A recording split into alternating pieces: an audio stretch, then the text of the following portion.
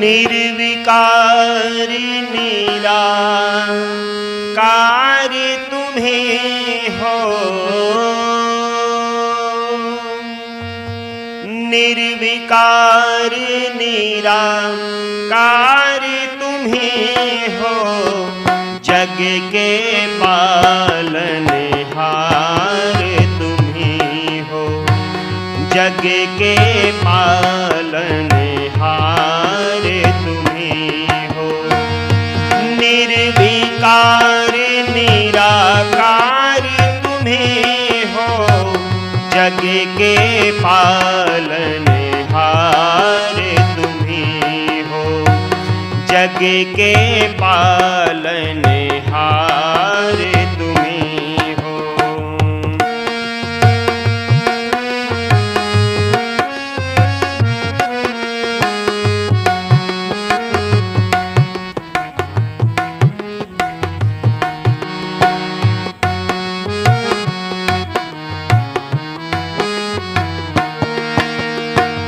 तुम ही हो जल में, तुम ही हो थल में,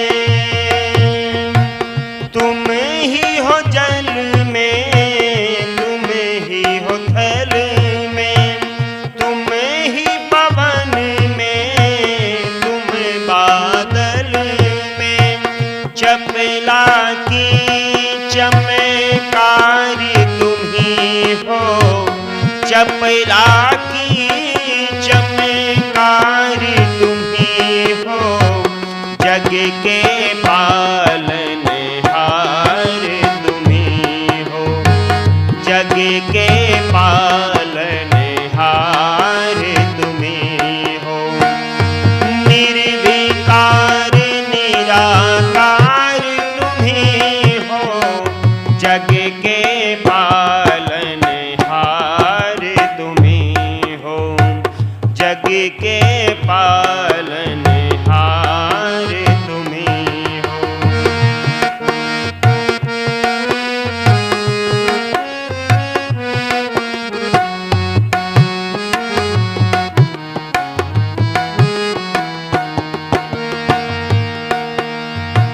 चांद सूर्य और सितारे, चांद सूर्य और सितारे, पृथ्वी गगन है तेरे सहारे, पृथ्वी गगन है तेरे सहारे, नदी पर्वत विस्तार तुम्हीं हो, नदी पर्वत विस्तार तुम्हीं हो, जग के पालनहार तुम्हीं हो, जग के पालनहार तुम्हीं हो। निर्विकार निराकार तुम्हीं हो, जग के पालनहार तुम्हीं हो, जग के पालनहार।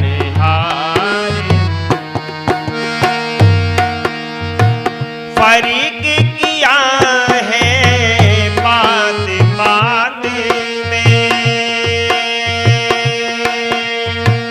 फर्क किया है बात बात में, चाकू कैंची ना तेरे हाथ में, चाकू कैंची ना तेरे हाथ में, कारीगर होशियार तुम्हीं हो, कारीगर होशियार तुम्हीं हो, जग के पालनहार तुम्हीं हो, जग के पालनहार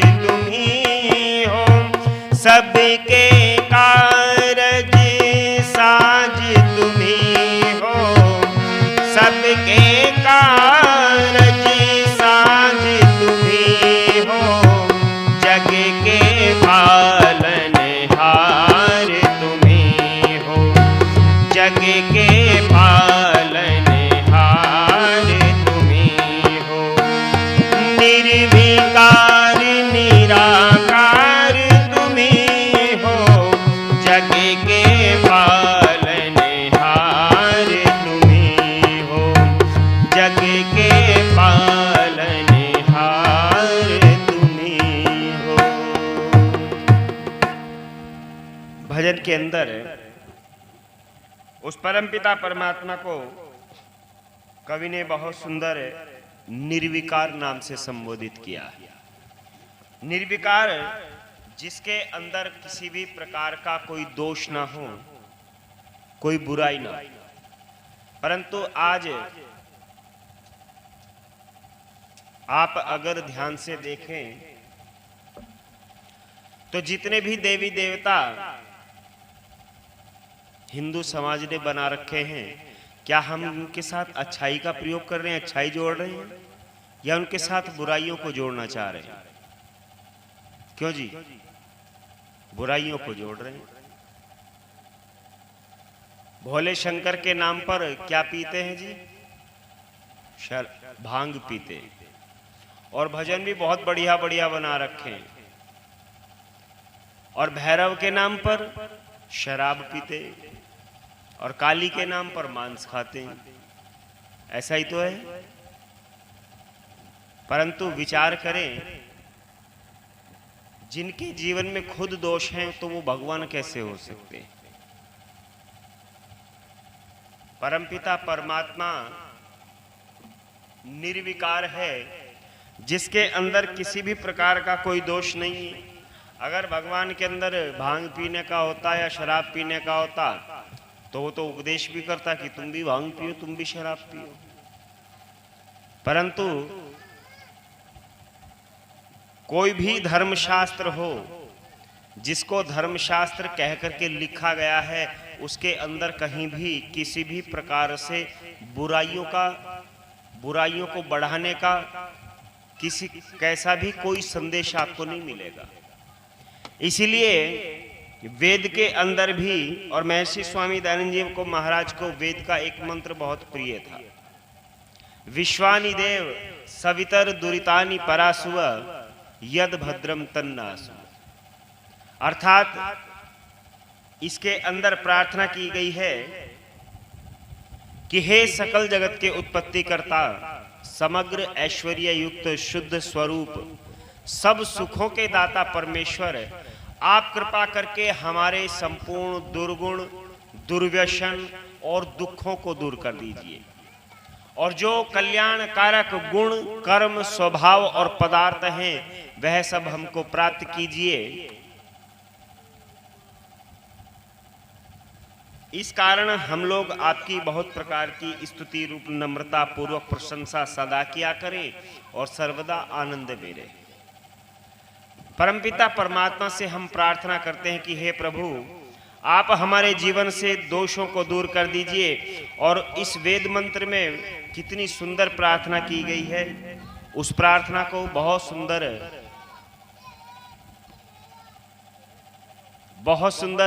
भजन के माध्यम से कवि ने रखने का प्रयास किया है।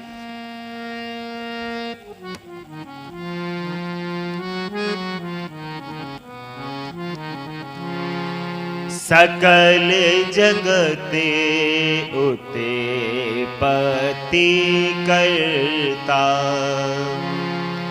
मुझ में शक्ति लाओ। सकल जगते उते पति करता, मुझ में शक्ति लाओ। जीवन से मेरे दुर्व्यसन, दुर्गुण दूर भगाओ। सकल जगत उते पति करता, मुझ में शक्ति लाओ। सकल जगत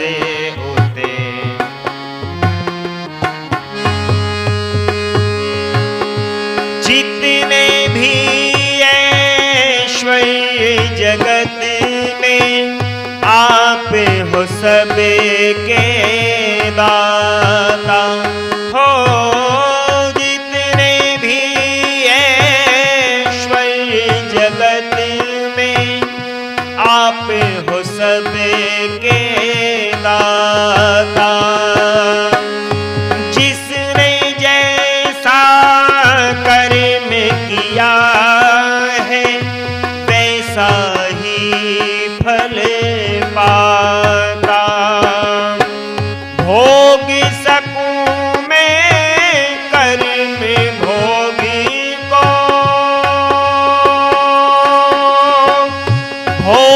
सकूं मैं कर्म भोगी को, मुझ में साहस लाओ। सकल जगत उते पति करता, मुझ में शक्ति लाओ। जीवन से मेरे दुर्व्यसन, दुर्गुण दूर भगाओ।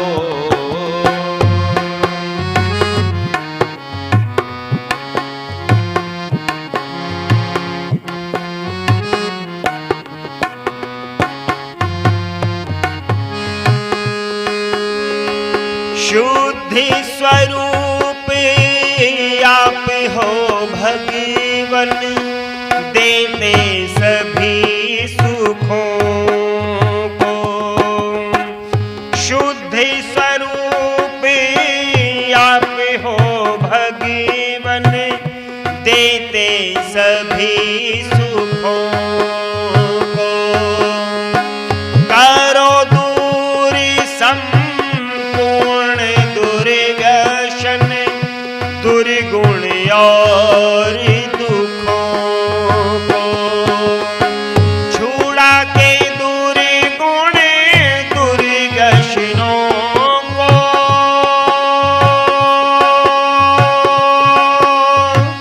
छुड़ा के दुर्गुण दुर्व्यसनों को। आर्य मुझे बनाओ। सकल जगत उते पति करता, मुझ में शक्ति लाओ।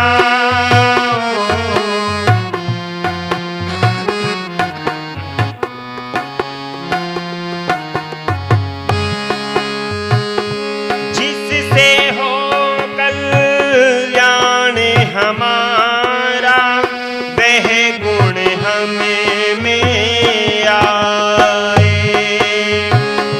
जिससे हो कल्याण हमारा, वह गुण हमें में आए। उत्तम गुण धारण करके हम उत्तम कर्म कमाए। मुझसे किसी को कष्ट न पहुँचे, मुझसे किसी को कष्ट न पहुँचे, ऐसा स्वभाव बनाओ। सकल जगत उते पति करता, मुझ में शक्ति लाओ।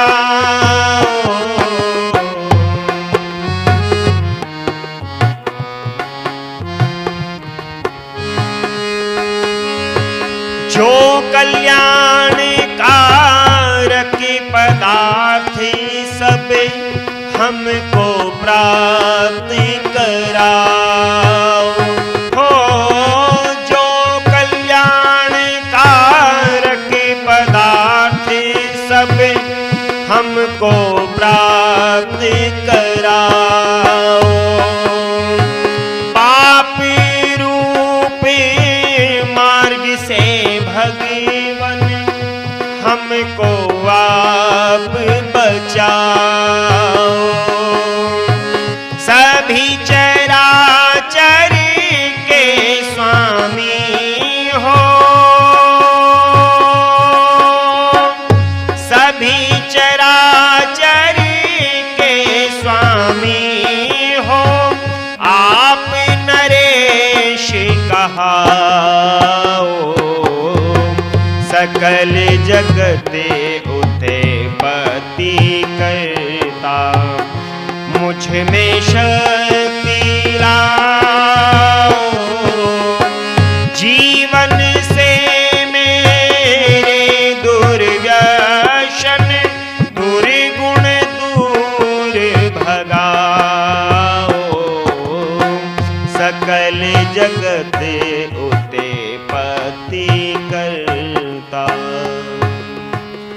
प्रार्थना करें कि प्रभु आप हमारे जीवन से दुर्गुण दुर्व्यसनों को दूर कर दीजिए।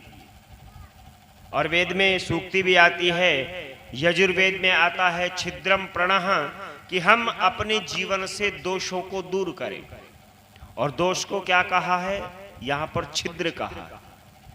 अच्छा, एक घड़े में जिसमें हम पीने के लिए पानी का प्रयोग करते हैं, पानी भर करके रखते हैं, उस घड़े में छोटा सा छेद हो जाए तो बताइए क्या उस घड़े में हम पानी भरेंगे? पानी नहीं भरेंगे। कहेंगे ये घड़ा तो खराब हो गया है, इसके अंदर दोष आ गया है, इसके अंदर छेद हो गया है। अच्छा, किसी नाव में छोटा सा छेद हो जाए और उसमें धीरे धीरे पानी भरना शुरू हो जाए तो बताइए क्या ऐसी नाव में कोई बैठना पसंद करेगा? ऐसी नाव में भी बैठना नहीं पसंद करेंगे। पता नहीं बीच रास्ते में ही पानी भर गया और डूब गई तो क्या होगा। परंतु ये जो मनुष्य रूप है नौका परमपिता परमात्मा ने दी है, इस नौका में पता नहीं कितने छेद कर करके हम बैठे, कितनी बुराइयां हमने अपने जीवन के अंदर धारण कर ली। और कहते हैं जी हमारे जीवन में एक ही बुराई तो है, थोड़ा बहुत तम्बाकू खा लेते हैं, या कभी कभार बीड़ी पी लेते, या कभी कभार घूंट लगा लेते।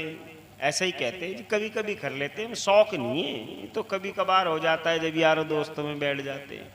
वो कभी कभी में कब पता नहीं डेली यूवेज पर आ जाता है, पता नहीं चल पाता। बुराइयां जीवन से जितना हम दूर रखें उतना हमारे लिए और हमारे जीवन के लिए, समाज के लिए बहुत उपयोगी बात है। परंतु आज हम अपने जीवन से दोषों को दूर करना नहीं चाहते।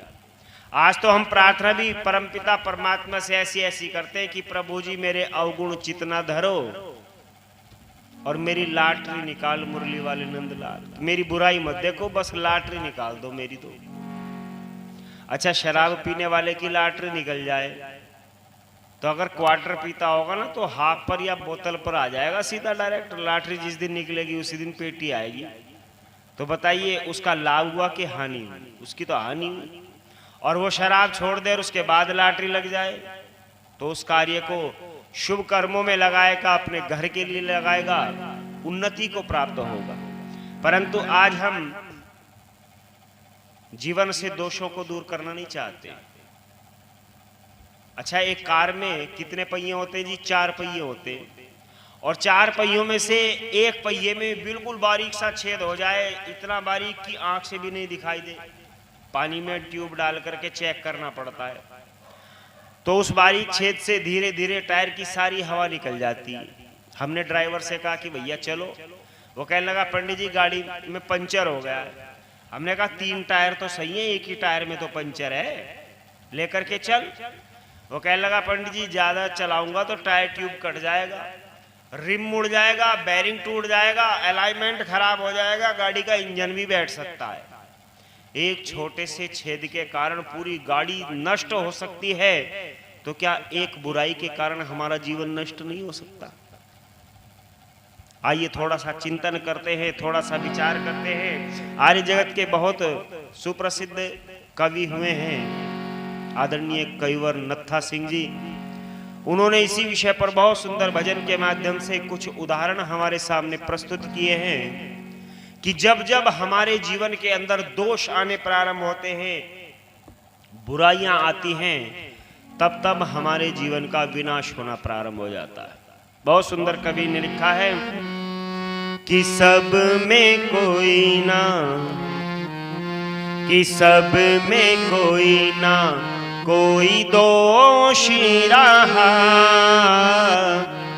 सब में कोई ना कोई दोषी रहा, एक प्रभु ही निर्दोषी रहा, सब में कोई ना कोई दोषी रहा, सब में कोई ना कोई दोषी रहा, एक प्रभु ही निर्दोषी रहा,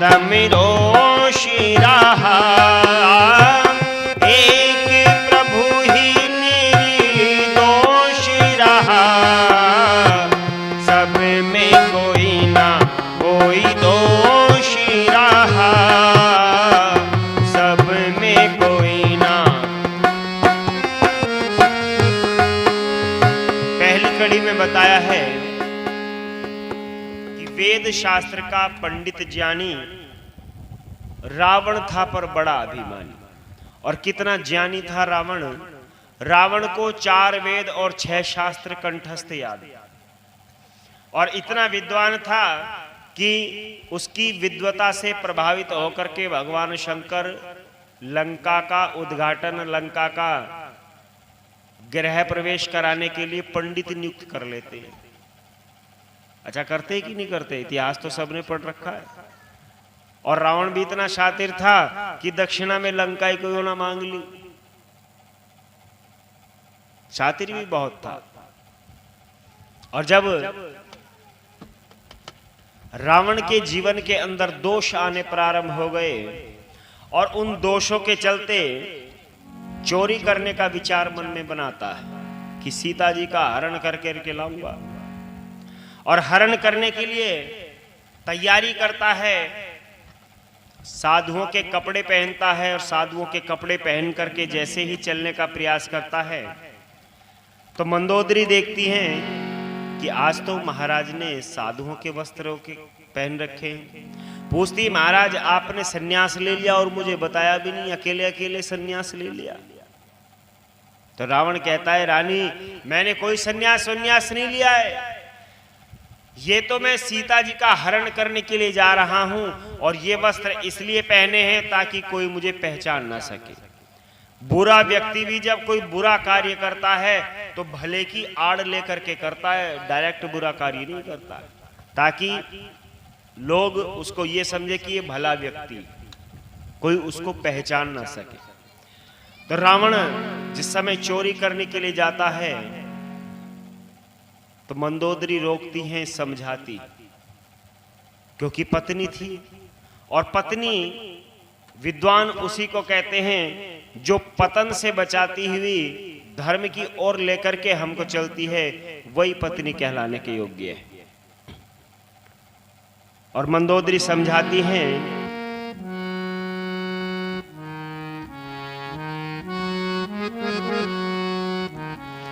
कभी चोरी लालच का ना करो, जीवन में व्यवहार,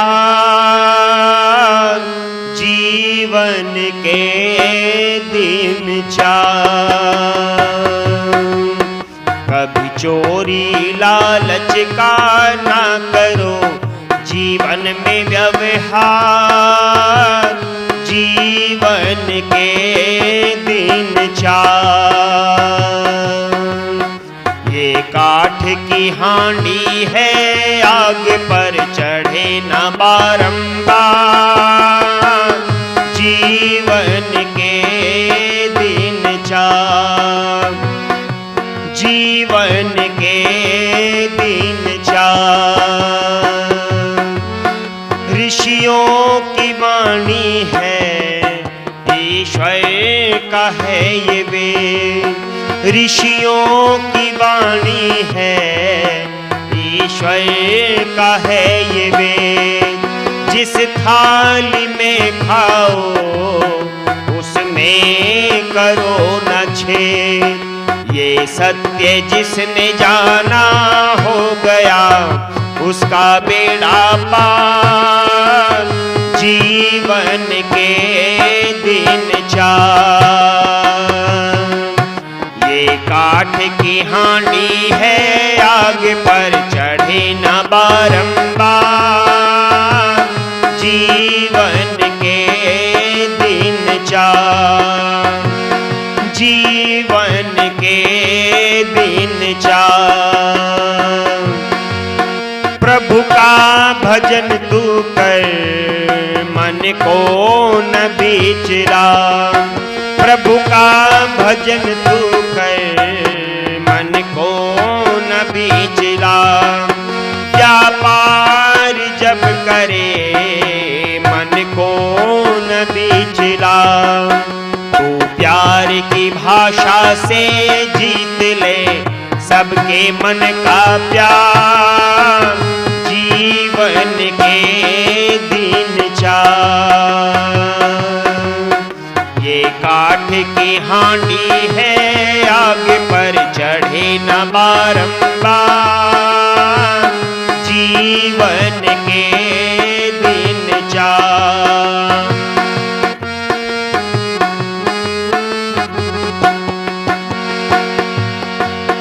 तू मन की बगिया में भक्ति का बोल बीज, तू मन की बगिया में भक्ति का बोल बीज, देखा श्रद्धा का इसको लगन से सींच, लग जाएगा जीवन में तेरे खुशियों का अंबार, जीवन के दिन चार।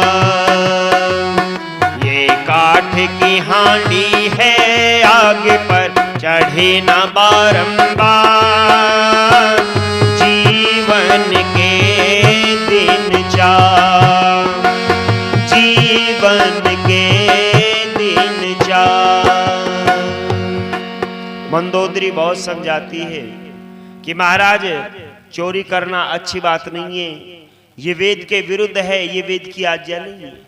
विभीषण समझाते हैं, कुंभकर्ण समझाते हैं, अंतिम तक कुंभकर्ण भी कहते हैं कि भैया ये तुमने ठीक नहीं किया है, अगर अब भी भला चाहते हो तो अभी भी समय है, सीता जी को वापस कर दो। परंतु रावण ने किसी की बात को नहीं माना और उसका परिणाम आप सभी जानते हैं, 8 साल रामलीला खेलती है। केवल कुछ बुराई के कारण रावण जैसा पंडित का भी समूल विनाश हो गया। केवल विभीषण बचा, बाकी जितने भी योद्धा थे उस युद्ध में सारे योद्धा समाप्त हो गए। एक व्यक्ति कहने लगा जी रावण तो राक्षस था। रावण राक्षस था नहीं, रावण ब्राह्मण कुल में उत्पन्न हुआ था। राक्षस तो वो अपने कर्मों के द्वारा बना, अपने कर्मों के कारण राक्षस कहलाया।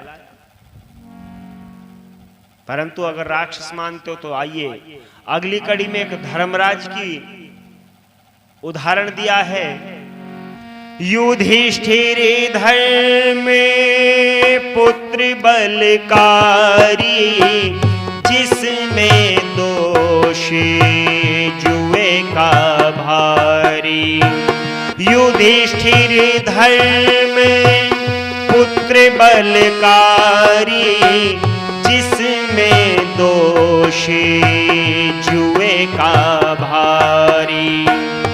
भरी सभा में द्रौपदी की चीखें सुन करके भी धर्म पुजारी, बेबस और खामोश रहा, बेबस और खामोश रहा।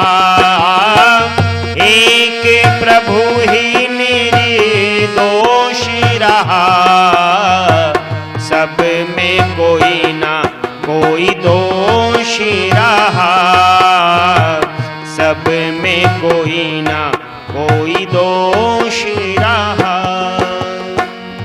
आगे कहा है, महाभारत का उदाहरण दिया है और उदाहरण दिया है एक ऐसे व्यक्ति का जिसके नाम के साथ में ही धर्मराज की उपाधि लगती थी। महाभारत काल में जहां योगीराज श्री कृष्ण महाराज विद्यमान हैं, पिता में भीष्म हैं, कृपाचार्य हैं, द्रोणाचार्य हैं, बड़े बड़े विद्वान, बड़े बड़े योद्धा जिस युग में विराजमान है, वहां पर धर्मराज की उपाधि अगर किसी व्यक्ति को दी गई तो किसको दी गई? युधिष्ठिर जी महाराज को दी गई।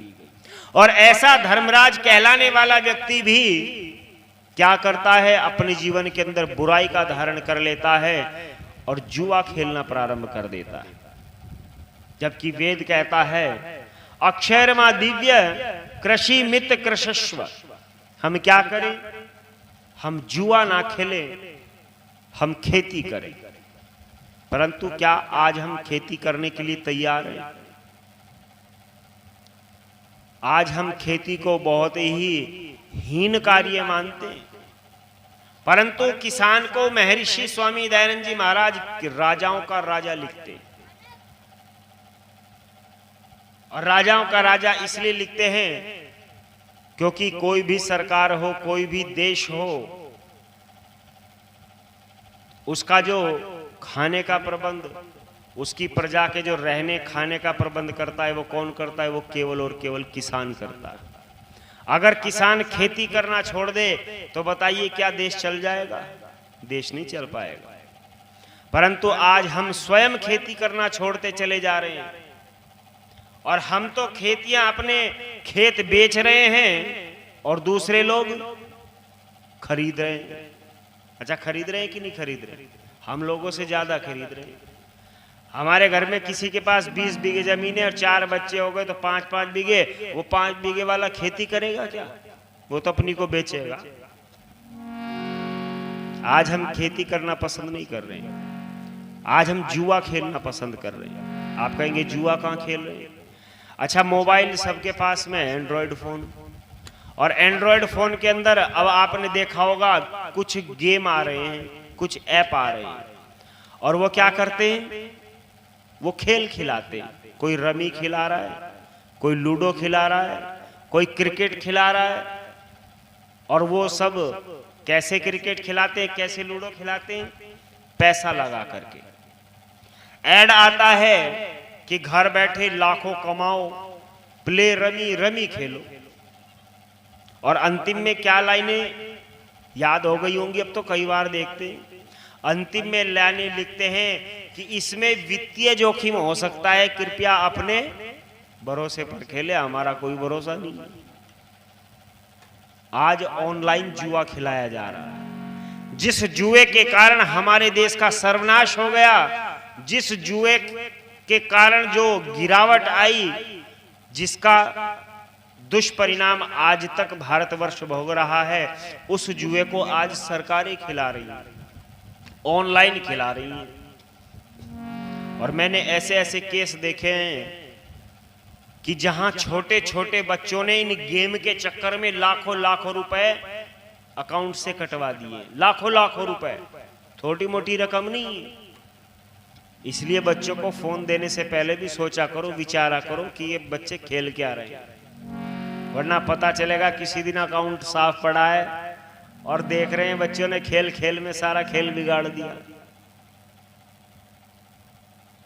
इसीलिए कहा है कि हम क्या करें? हम जुआ ना खेले, हम खेती करें। अब खेती करें और जुआ ना खेले, ऐसा क्यों? अब 4 व्यक्तियों को 1-1 हजार रुपए देकर के जुआ खेलने के लिए बिठाएं और उनसे कहें कि भैया सुबह से शाम तक जुआ खेलना, इन 4000 के 8000 बना दो। क्यों जी, बना सकते हैं क्या? ये तो हो सकता है कि 4 के 4000 रुपए एक ही व्यक्ति जीत करके ले जाए, परंतु उसमें 100 रुपए की भी वृद्धि हो जाए, ऐसा संभव नहीं है। और खेत में किसान एक छोटा सा बीज गिरता है बाजरे का, और बाजरे के एक बीज से जी कितने बीज मिलते हैं, कितने दाने मिलते हैं? एक बीज में कम से कम 4 या 5 बाल तो निकलती हैं, और उन 4-5 बालों में कितने बीज होंगे? एक हमारे भजनोपदेशक हैं, वो कह रहे हैं एक दिन मैंने गिने तो 950 दाने निकले बाजरे की एक मध्यम बाल में, ना बड़ी ना छोटी, जो बीच की बाल थी 950 दाने निकले, और 9 पंजे 45, यानी कि 4500 दाने एक दाने के बदले में परमपिता परमात्मा दे रहा है। और क्या चाहिए जी? इतना ब्याज तो बैंक भी नहीं देता 3 महीने में। 3 महीने में तैयार हो जाता है बाजरा। अब गेहूं की, धान की फसल आने वाली है, चावल की, और जब एक पौधा हम खेत में रोपित करते हैं उससे क्या निकलता है? 4 या 5 बालें निकलती हैं, और एक बाल पर कम से कम 45 से 50 दाने तक चावल के आ जाते हैं। तो कितने? 5 चौक 20, कम से कम 200-250 दाने एक दाने के बराबर मिल रहे हैं। परंतु फिर भी हम खेती करने के लिए तैयार नहीं। किसान कहते हैं जी औसत नहीं आ रहा है। क्योंकि जब पहले गन्ना बोते थे लोग 40, 50, 55 क्विंटल, 60 क्विंटल बीघे का औसत निकलता था, तब भी औसत आ जाता था। और अब 80 क्विंटल, 90 क्विंटल, 100 क्विंटल बीघे का निकाल रहे हैं। अब किसान को औसत नहीं आ रहा है, क्योंकि जब ज्यादा मिलना प्रारंभ हो जाता है तो व्यक्ति सोचता है और ज्यादा मिल जाए, और ज्यादा मिल जाए। ये आपकी कमी नहीं है, ये तो फितरत है। जो तृष्णा बढ़ती चली जाती है, उन तृष्णाओं के चक्कर में आज व्यक्ति पागल होता चला जा रहा है, सोच रहा है रातों रात तू अमीर बन जा, करोड़पति बन जा, अरबपति बन जा। और इसी कारण जुआ खेलते हैं। कवि ने बहुत सुंदर जुए के नुकसानों को बताते हुए बहुत सुंदर समझाने का प्रयास किया है कि भूल कर भी खेलना कभी ना जुआ, राह न कहीं का जिसने भी छुआ। भूल के भी खेलना कभी ना जुआ, राह न कहीं का जिसने भी छुआ। बाद में कहोगे ये क्या हुआ, कैसे हुआ हो। भूल के भी खेलना कभी ना जुआ, राह न कहीं का जिसने भी छुआ। बाद में कहोगे ये क्या हुआ, कैसे हुआ हो।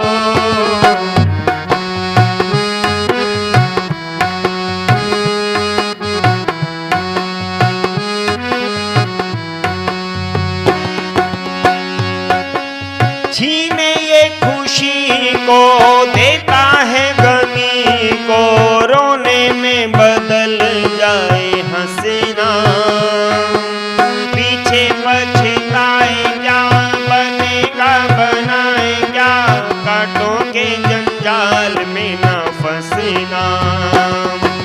दुखड़े सहोगे ये क्या हुआ, कैसे हुआ हो।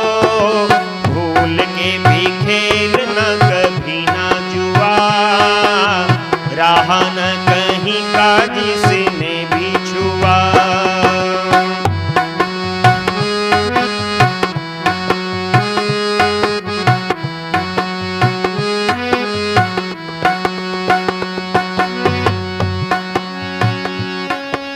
वेदों में लिखा है, ऋषियों ने कहा है, जुए की ये आदत बुरी है। चस्का पड़ेगा, कर्जा चढ़ेगा, जुआ एक मीठी छुरी है। अश्कों में बहोगे ये क्या हुआ, कैसे हुआ हो। भूल के भी खेलना कभी ना जुआ, राह न कहीं का जिसने भी छुआ।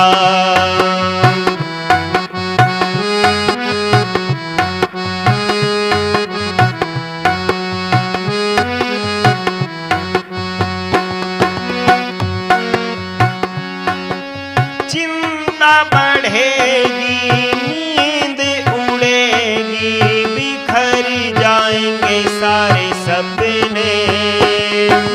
पीछे पछताएंगे, सभी ठुकराएंगे, पास नहीं आएंगे, मुख मोड़ लेंगे सारे अपने।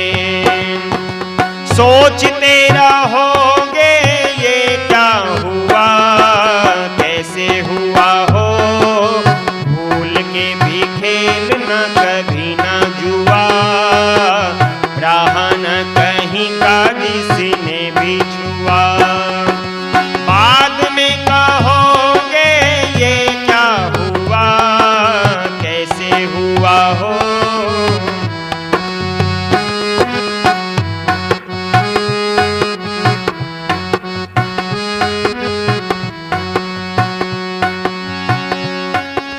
मिलती बुराई है, होती रुसवाई है, दुनिया में इज्जत घटाई है।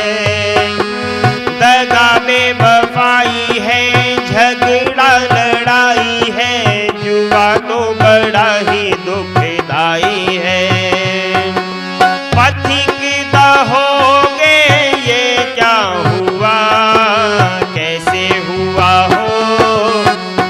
के भी खेलना कभी ना जुआ, राह न कहीं का जिसने भी छुआ।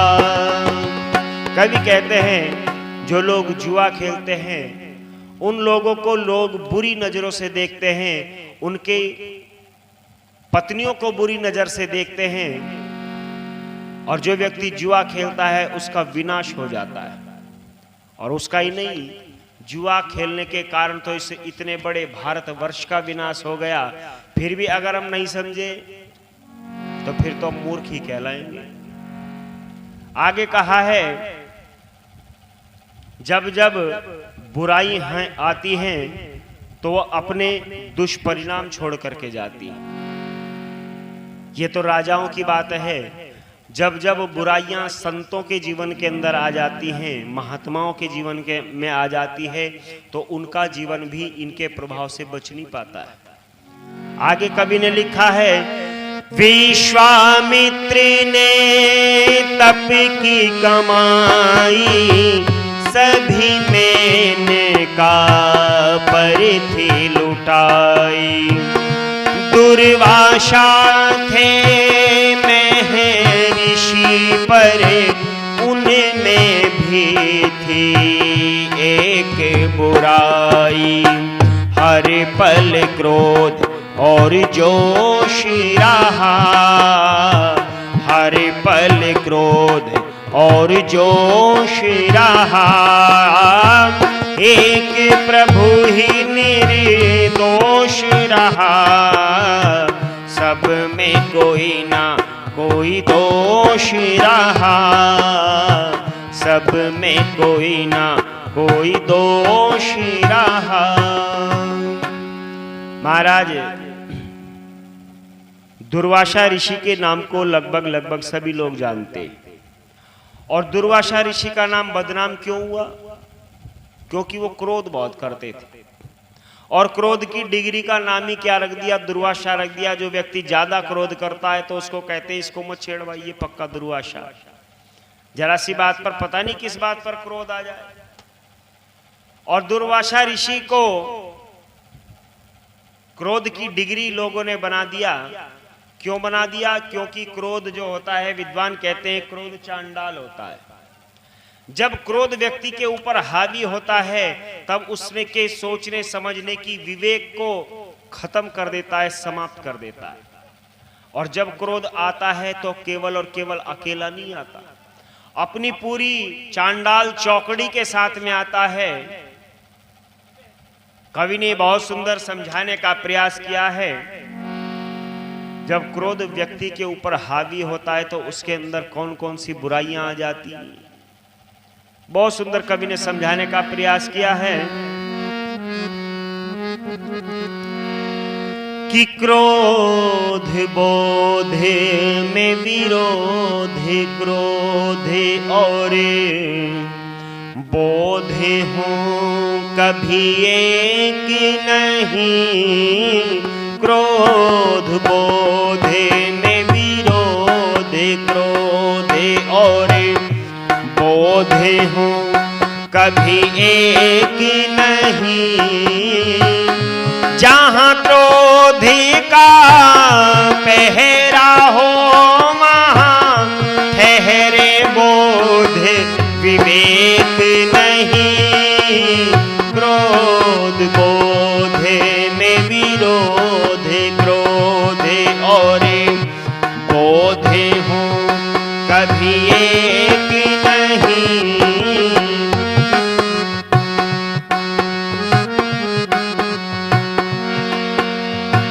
क्रोध से उत्पन्न 8 व्यसन, क्रोधी पर करते हैं प्रहार। क्रोध से उत्पन्न 8 व्यसन, क्रोधी पर करते हैं प्रहार। चुगली करना, द्रोह रखना, तीसरा दोष है बलात्कार। डुबा देते हैं बीच नाव, डुबा देते हैं बीच धार में। इसमें सम्मति अनेक नहीं। जहाँ क्रोधी का पहरा हो वहाँ ठहरे बोध विवेक नहीं। क्रोध बोध में विरोध, क्रोध और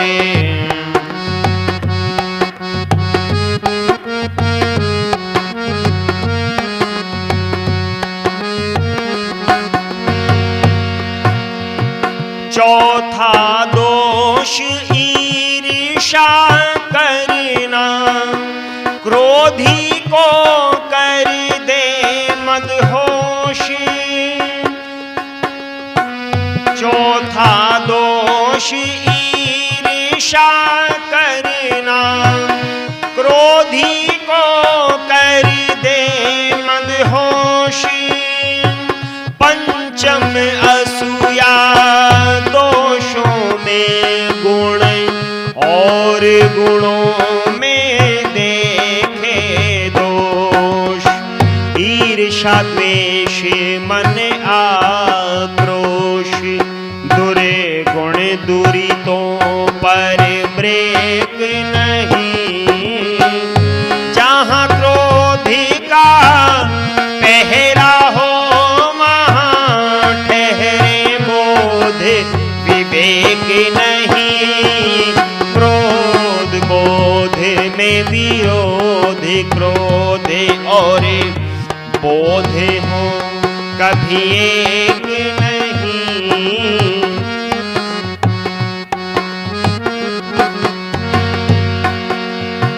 छठा दोष अर्थ दूषण है, बुरे कामों में लगाना धन। सातवां दोष कटु वचन बोलना, जिससे होवे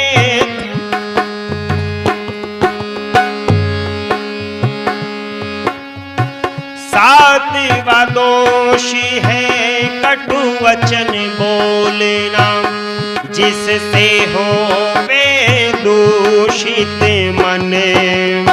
सावधान जो सजन जन हो, सावधान जो सजन जन, उन्हें पर दुर्व्यसन अटैक नहीं। जहाँ क्रोध का पहरा हो वहाँ ठहरे बोध विवेक नहीं। क्रोध बोध में विरोध, क्रोध। आठवां दोष बिना अपराधी ही किसी को भारी दंड देना, या थोड़े अपराधी के बदले उसके प्राण ही ले लेना। प्रेमी समझाए ना समझे हो, प्रेमी समझाए ना समझे। गूढ़ विषय प्रत्येक नहीं, जहाँ क्रोधी का पहरा हो वहाँ ठहरे बोध विवेक नहीं। क्रोध बोध में विरोध, क्रोध। क्रोध के कारण 8 बुराइयां मनुष्य के जीवन के अंदर आ जाती है। और इसीलिए ऋग्वेद में भी एक प्रार्थना आई है कि पराहि में विमन्यवः पतंती वस्य इष्टे वयो न वस्ति रूप।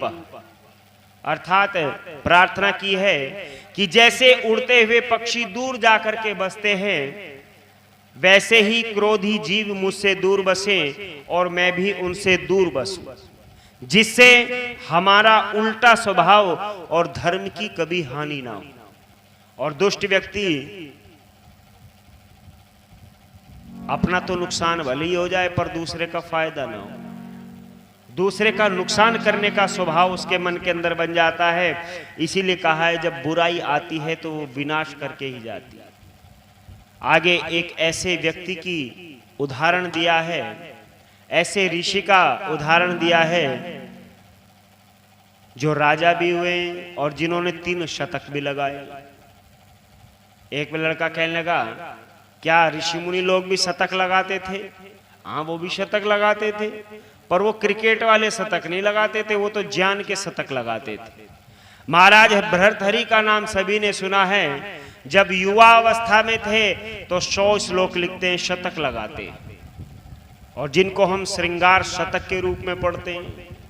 राजपाट संभालने लगे, राजा बन गए तो 100 श्लोक और लिखते हैं जिनको नीति शतक के रूप में प्रकाशित किया गया है। और जब सब चीजों से वैराग्य उत्पन्न हो गया तो 100 श्लोक वैराग्य शतक के रूप में लिखते हैं। और इतने मार्मिक वैराग्य शतक के श्लोक हैं कि अगर व्यक्ति ध्यान लगा करके पढ़े तो वाकई में वैराग्य होना प्रारंभ हो सकता है। ऐसा वैरागी व्यक्ति भी जब घर से छोड़ करके चला जाता है और उसके जीवन में भी बुराई आनी प्रारंभ हो जाती है तो उसका भी पतन होना प्रारंभ हो जाता है। भर्तृहरि ने राज को त्यागा, तख्त छोड़े जंगल को भागा। फिर भी एक दिन उस त्यागी का पड़ी पीक परे लालच जागा। फिर कहाँ त्याग संतोष रहा, एक प्रभु ही निर्दोष रहा। सब में कोई ना कोई दोष रहा, सब में कोई ना कोई दोष रहा। भर्तृहरि महाराज जब वैराग्य हो जाता है तो घर छोड़ करके वनों में चले जाते हैं। एक दिन शाम का समय है, सूरज छुप चुका है, चंद्रमा का धीमा धीमा प्रकाश है, तो देखते हैं एक लाल पड़ा हुआ है। उस लाल को ये सोच करके उठाने का प्रयास करते कि कहीं रास्ते में काम आ जाएगा। जो राजा होते हुए अपने राज्य कोष में लाखों करोड़ों अरबों की संपत्ति को छोड़ करके आया है, उसका मन एक लाल के ऊपर आ जाता है। और जैसे ही उसको उठाने का प्रयास करते थे, वो लाल नहीं था, वो किसी ने पान खा करके थूक दिया। और चंद्रमा के प्रकाश में वो चमचमा रहा था, ऐसा लग रहा था मानो रत्न पड़ा हो, लाल पड़ा हो। और जब उसको उठाते हैं, पीक में हाथ सन जाता है तो मन के अंदर घृणा उत्पन्न होती है। कहते हैं कि चेहरे पर झुर्रियां पड़ चुकी हैं, सिर के बाल सफेद हो गए हैं, हाथ पैर आदि शरीर के सारे अंग शिथिल पड़ते चले जा रहे हैं, तन की खाल सुकड़ चुकी है। पर तृष्णा, तू अभी जोर पकड़ रही है, तू अभी जवान है। और ये जो तृष्णा रहती है ना, ये तो मरते दम तक जवान ही रहती है। इच्छाएं कभी व्यक्ति की समाप्त नहीं होती, और कभी कभी इन इच्छाओं के चलते ये जीवन समाप्त हो जाता है, परंतु इच्छाएं ऐसी की ऐसी रह जाती है। 3 ऐष्णाएं हमारे जीवन के अंदर हमको दुख भी पहुंचाती है और सुख भी पहुंचाती है। पहली इच्छा है पुत्रेष्णा, और पुत्रेष्णा जब प्रबल हुई तो महाराज दशरथ ने वेद विरुद्ध जाकर के 3 विवाह किए। 3 विवाह करने के बाद में जब संतान उत्पत्ति हुई, संतान प्राप्त हुई, इतना अधिक मोह उन संतानों से हो गया कि जब वो दूर चली गई तो उनके वियोग में हाय राम कहते कहते अपने प्राणों को दे दी। दूसरी तृष्णा है पुत्रेष्णा। पुत्रेष्णा के बाद में जब पुत्र प्राप्त हो जाता है तो व्यक्ति सोचता है संतान के लिए कुछ धन भी एकत्रित करना चाहिए।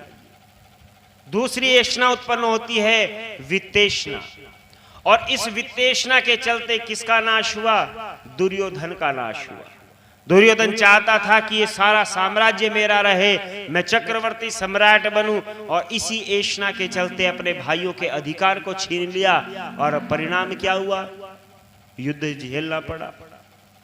तीसरी ऐशना है, जब धन अधिक हो जाता है तो व्यक्ति सोचता है समाज के अंदर मेरा सम्मान होना चाहिए, मेरी इज्जत होनी चाहिए, मेरी पूछ होनी चाहिए। और फिर व्यक्ति के अंदर तीसरी ऐशना उत्पन्न होती है, लोकेशना। और लोकेशना के कारण जाने कितने बाबा तो जेल में पड़े। क्यों जी? ये लोकेशना ही तो है। और लोकेशना के कारण अहम ब्रह्मस्मि कहने वाला हिरण्यकश्यप क्यों जी मृत्यु को प्राप्त हुआ कि नहीं हुआ? मृत्यु को प्राप्त हो गया। लोकेशना के कारण, वित्तेशना के कारण, पुत्रेशना के कारण समाज के अंदर जाने कितने परिवार, जाने कितने लोगों का जीवन नष्ट हो गया है। इसीलिए कई बार नत्था सिंह जी ने अंतिम में लिखा है कि बाजी हारी के जीवन की न जीत सका तृष्णा मन की। बाजी हार के जीवन की न जीत सका तृष्णा मन की। बाजी हार के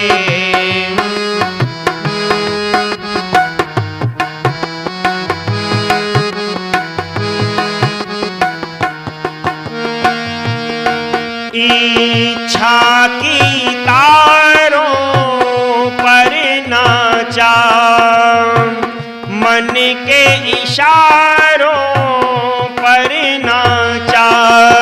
इच्छा की तारों पर नाचा, मन के इशारों पर नाचा।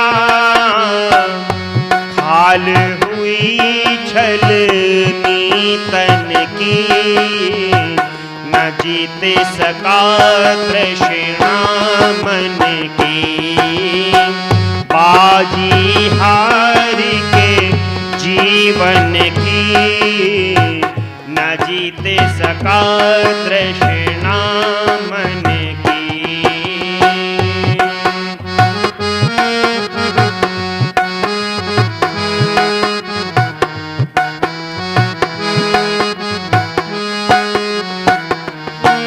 दौलत में मन को ललचाया, दुनिया लूट के ले आया।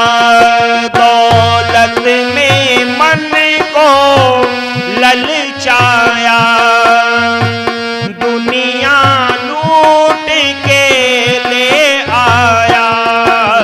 आई झनकार झनाझन की न जीत सका तृष्णा मन की। बाजी हार के जीवन की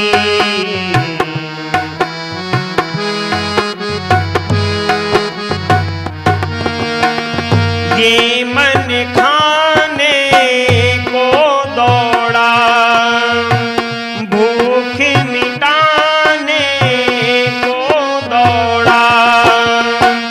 ये मन खाने को दौड़ा, भूख मिटाने को दौड़ा। आई कई थालियां भोजन की न जीत सका तृष्णा मन की। बाजी हार के जीवन की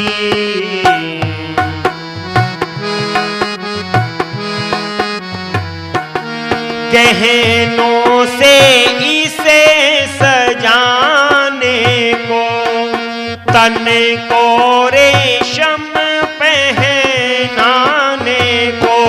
गहनों से इसे सजाने को, तन को रेशम पहनाने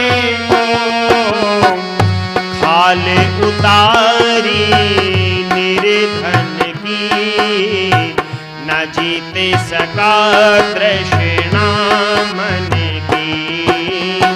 बाजी हार के जीवन की, न जीते सका तृष्णा मन की।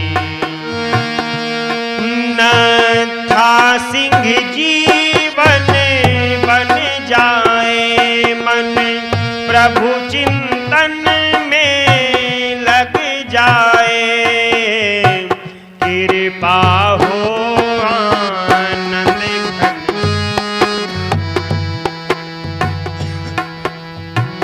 कृपा हो आनंद घन की, न जीते सका तृष्णा मन की।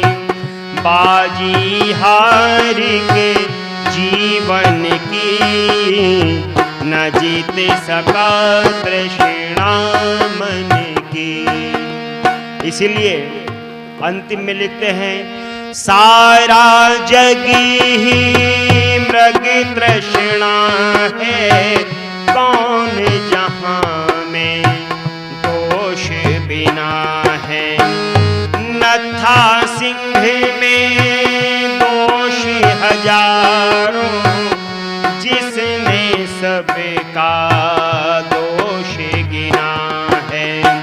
फिर ये कहाँ निर्दोष रहा, फिर ये कहाँ निर्दोष रहा। एक प्रभु ही निर्दोष रहा, सब में कोई ना कोई दोष रहा, सब में कोई ना कोई दोष रहा।